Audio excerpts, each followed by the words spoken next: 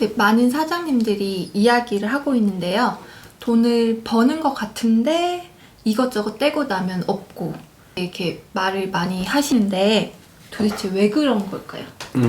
맞아요. 그런 말씀들 되게 많이들 하세요. 나 매출도 많이 늘었고 돈 잘 버는 것 같은데 뭐 세금 내고 뭐 부가세 내고 원하면 남는 돈이 없다 이렇게들 말씀하시는 사장님들이 많으세요. 근데 좀 잔인하게 들리시겠지만은 사장님들이 버는 돈이 충분치 않거나 아니면 매출에 대비해서 너무 많이 쓰고 있는 상황이다라고 저는 진단을 내리곤 합니다. 그렇기 때문에 나 주변 사장보다도 더 많이 벌어. 더 매출이 좋아 라고 말씀하시는 분들도 있으세요. 그럼 전 그런 분들께 그러면 이제 말씀을 드립니다. 사장님 손익분기점이 얼마나 되세요? 그럼 사장님들이 그래요. 손익분기가 뭐야? 라고들 말씀을 하세요. 그렇기 때문에 저는 사장님들께 강조를 드리는 게 세 가지가 있습니다. 사장님 손익분기점이 얼마인지 아셔야 돼요 라고 말씀을 드리고요. 사장님 현금 흐름 관리하셔야 됩니다 라고 말씀을 드리고요. 마지막으로는 사장님 부가세를 포함해서 손익관리를 하셔야 됩니다 라고 꼭 당부의 말씀을 드립니다. 네. 그럼 먼저 손익분기점 먼저 한번 설명 좀 해주세요. 손익분기점이라고 하는 거는요. 내가 얼마를 벌어야 우리 회사가 유지가 되는가 라는 부분에 대한 숫자의 매출이라고 생각하시면 됩니다. 즉 우리 회사가 뭐 월세가 얼마가 나가, 인건비가 얼마가 나가, 관리비가 얼마가 나가, 즉 매출이 0원이어도 꼬박꼬박 발생하는 것들이 있습니다. 그러면 그러한 것들을 유지를 하기 위해서는 내가 얼마를 벌어야 되는가가 바로 손익분기점이라고 말씀을 드릴 수가 있습니다. 근데 이게 손익분기점 정의에 대해서는 아는데 어떻게 계산하는지 모르겠어 라고 말씀하시는 사람들이 정말 많으세요. 근데 손익분기점 같은 경우는 계산을 하기 위해서 크게 두 가지가 필요합니다. 첫 번째로는 아까 말씀드렸던 고정비의 내용들이 필요해요. 우리가 월세, 인건비, 관리비, 전기세 이런 것들이 얼마가 나간다 라는 게 정리가 되셔야 되고요. 두 번째는 이게 좀 중요합니다. 우리가 판매되고 있는 가격들 그리고 그 가격별 원가가 굉장히 중요하다라고 말씀을 드릴 수 있어요. 예를 들어 갖고 제가 카페를 운영한다고 가정을 해보겠습니다. 뭐 우리가 아메리카노는 2,000원에 팔고 뭐 카페라떼는 3,000원에 판다. 아메리카노는 원가가 500원이고 카페라떼는 원가가 1,000원이다 라고 하는 것처럼 원가가 분석이 돼야 됩니다. 소비자가도 분석이 되는 건 당연한 거고요. 그 다음에 우리가 이것들이 몇 대 몇의 비율로 판매가 된다라고 하는 판매 비율까지도 사장님은 알고 계셔야 돼요. 그래서 이것들을 바탕으로 내가 한 잔 팔았을 때 얼마가 남으니 이러한 고정비들을 해소하려면은 몇 잔에 팔아야 되고 이것들은 매출로는 얼마야 라고 하는 것들이 나와야 됩니다.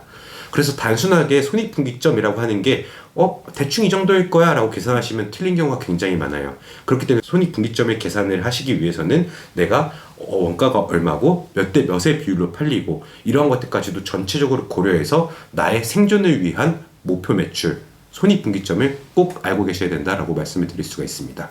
네. 그럼 현금 흐름과 손익 관계는 어떤 건가요? 그렇죠. 현금 흐름이랑 손익 계산서 이 두 가지가 이제 남았는데요. 현금 흐름 같은 경우는 제가 사장님들께 물어봐요.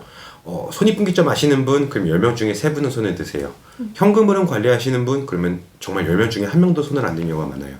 현금 흐름 같은 경우는 사실 어려운 거 아닙니다. 내가 오늘 아침에 일어났을 때 통장에 있었던 게 기초잔액, 그리고 내한테 들어온 수입, 내가 나간 지출, 그 다음에 오늘 하루를 마무리하면서 남은 통장 잔액, 이것들을 꾸준히 관리하시라는 겁니다.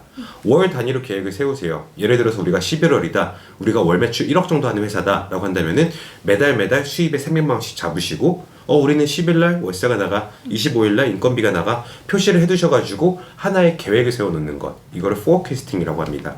그리고 실질적으로 11월 1일 아침이 됐을 때 가지고 있었던 기초잔액 값을 넣고 수입 지출 값을 팩트 값 그대로 넣고 기말 잔액을 넣고 첫째 날의 기말 잔액은 둘째 날의 기초 잔액으로 넘어가게 됩니다. 이런 식으로 값을 실제화시켜서 작성해 나가는 것을 이제 우리가 백캐스팅이라는 단어를 쓰게 되는데요. 이러한 현금 흐름을 관리하지 않게 되면요, 어떤 일이 일어나느냐? 우리가 25일날 월급을 줘야 돼요. 2,000만 원이 나갑니다. 근데 통장 잔고가 1,300밖에 없네요. 1,200이 모자라져요. 되게 위험한 거거든요. 이거 일반적인 기업에서는 부도라고 부를 정도로 큰 위기인 겁니다. 그렇기 때문에 현금 흐름을 관리하지 않으신다면 이런 문제가 발생할 수 있다. 그래서 현금 흐름은 어렵지 않으니 꼭 관리하셔라 라고 말씀을 드리고요. 마지막으로 손익계산서 관련돼서 말씀을 드리자면은 손익계산서 관리하시는 분 하면은 10명 중에 6분은 손을 들어요. 근데 부가세를 포함해서 생각하시는 분 하면은 다들 손들을 잘 안 드세요. 부가세가 얼마만큼 중요하냐면요. 손익계산서를 작성을 할 때 부가세를 포함했을 때는 이익이 납니다. 근데 부가세를 생각하지 않았을 때는 이익이 납니다. 근데 부가세를 넣었더니 적자가 나는 경우도 있어요. 제 책에 실제로 그런 예제까지 담아놨습니다. 그렇기 때문에 사장님들이 내가 열심히 돈을 벌었는데 6개월마다 국세청에서 부가세라는 걸 내 돈을 뺏어가 라고 생각하시지 마시고, 부가세라는 건 고객이 나한테 먼저 줬기 때문에 그걸 가지고 있다가 그때 내는 돈이다. 6개월 동안 내가 이자를 오히려 볼 수 있는, 나한테 도움이 되는 세금이다 라고 생각하시는 생각의 전환이 굉장히 중요하다라고 말씀을 드릴 수가 있습니다. 보다 더 상세한 내용들은요, 제 책에 충분히 설명이 잘 되어 있으니까 책을 통해서도 꼭 학습을 하시길 강력하게 추천드립니다. 네. 책은 꼭 구매하시는 걸로. 네. 네.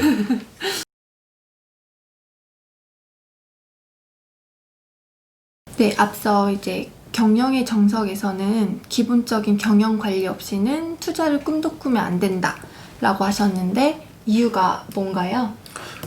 맞습니다. 사실 사람들을 만나보면요, 우리 기업은 곧 투자를 받을 거야 라고 말씀하시지만은, 제가 볼 때는 그 타이밍이 아닌 경우도 굉장히 많아요. 즉, 사장님이 지금 대출을 일으키셔야 될 타이밍이랑 투자를 받으셔야 될 타이밍이랑 정확히 구분하지 못한다 라고 저는 평가를 하고 있습니다.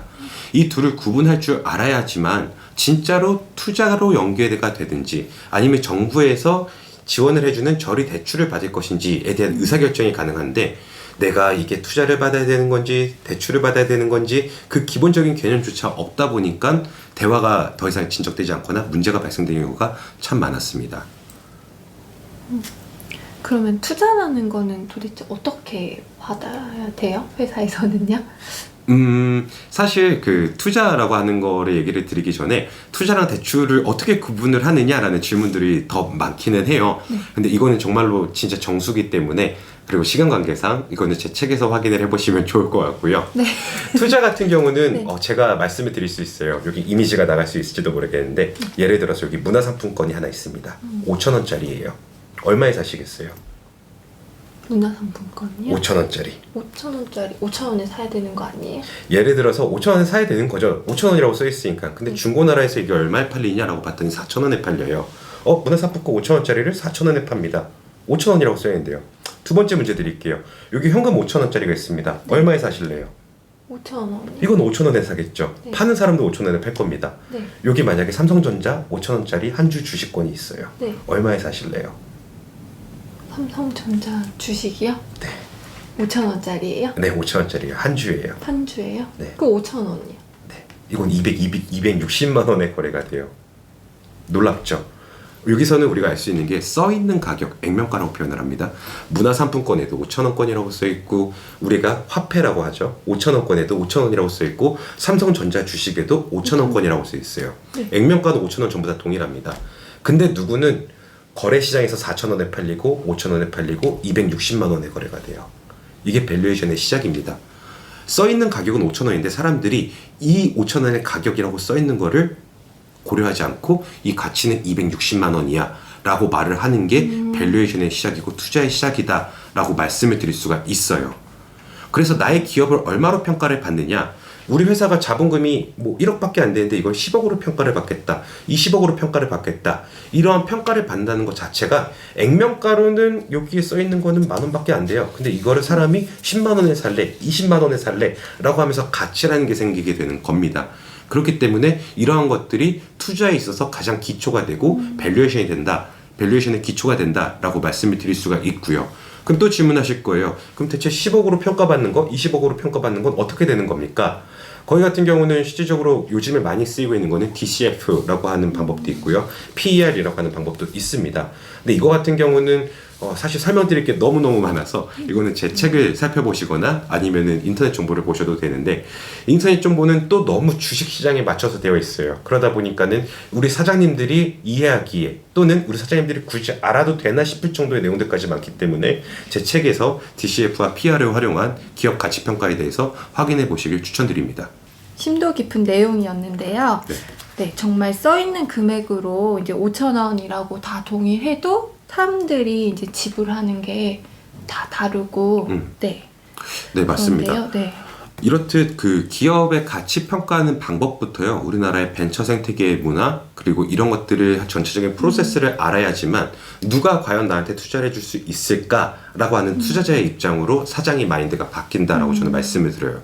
모르기 때문에 막연해서 투자자 만나고 싶다 이게 아니라 우리나라의 벤처 생태계는 이러하고 투자 생태계는 이러하니 내가 VC를 가야겠다, 엑셀러레이터를 가야겠다, 엔젤을 가야겠다, 어디로 가야 투자자를 만날 수 있겠다 하는 걸 알아야지만 지피지기면 백전백승, 이거는 정말 불변의 진리잖아요. 그렇기 때문에 제 책에서는 이러한 것들에 대해서까지 다 담으려고 노력을 했다라고 말씀을 드릴 수가 있습니다. 네. 그럼 투자에서 가장 중요한 부분이 어떤 거인가요? 진짜 가장 중요한 건요, 숫자예요, 숫자. 근데 이 숫자라고 하는 게 가상의 엑셀에 떠 있는 숫자가 아니라요, 투자를 받는 것, 아까 말씀드렸죠, 밸류에이션이라고 하는 거. 내가 미래에 이만큼 벌 거야, 그래서 이것들을 할인해서 오늘 이 금액으로 평가를 해줘라는 겁니다.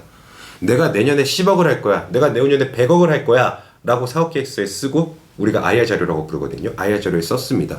그럼 가장 중요한 건요, 숫자를 채워야죠. 내가 약속했잖아요. 내년에 10억 할게, 내후년에 100억 할게, 그 대가로 투자금 줘 라고 말했잖아요. 그럼 그 숫자를 지켜야죠. 그 약속을 지켜야죠. 그렇기 때문에 사실 투자에서 가장 중요한 게 뭡니까? 그럼 다른 사람들은 얘기해요. 옷을 잘 입으셔야 되고요, 그 다음에 나긋나긋 천천하게 말씀하셔야 되고요, 그 다음에 당신이 좋은 학력을 가지고 있다면 투자받기도 좋을 겁니다. 전 그런 얘기 안 합니다. 그런 얘기는 안 해본 사람들이 하는 얘기예요. 진짜는요, 투자 어떻게 받아야 됩니까? 당신이 실현 가능한 매출 계획을 세우시고 그 매출 계획을 당신이 실현하셔야 됩니다. 그래야지만 투자를 받을 수 있습니다. 즉 영업이 가장 중요하다라고 얘기를 할 수가 있어요. 다음에는 영업의 정석에서 조금 더 깊은 얘기를 해드리도록 할게요.